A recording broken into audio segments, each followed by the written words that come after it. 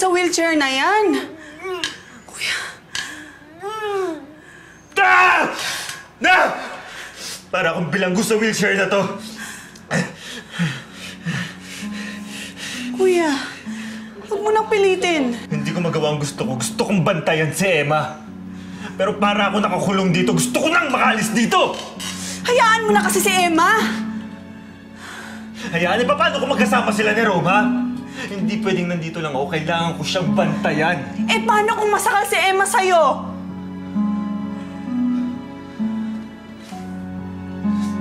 Hindi ko ba alam, Flor? Parang lagi ako natatakot. Parang lagi ako napaparanoid. Naiisip ko laging mawawala sa akin si Emma. Kuya, nag-promise na siya sa'yo. Panghawakan na lang natin yun. Flor, ilang beses nang nangangako sa akin si Emma. Pero ang nangyari, wala namang natupad, di ba?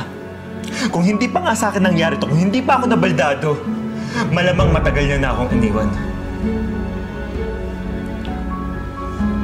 Lalo na ngayon, hindi natuloy yung kasal ni Rom pati ni Georgia. Kuya, matutuloy yun. Dahil buntis si Georgia.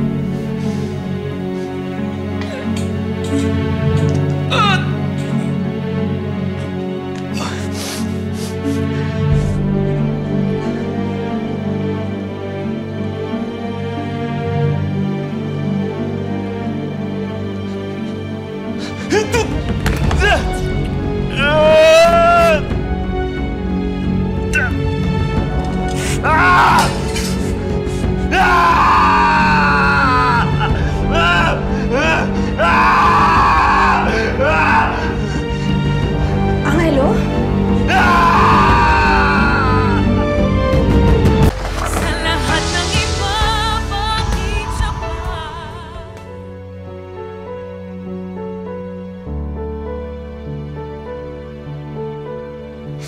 Bitawan mo ako, doon ka na!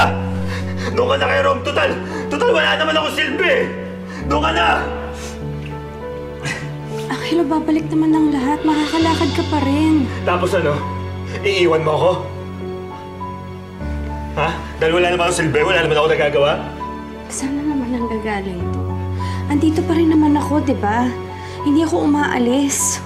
Sana kasi hindi na nangyari sa akin to eh. Sana hindi na ako nabaldado. Sana hindi na nangyari sa akin to! Tama ka, kasalanan ko ang lahat. Kaya nga nandito ako eh. Para kahit papano, makabawas naman ang mga kasalanan ko sa'yo.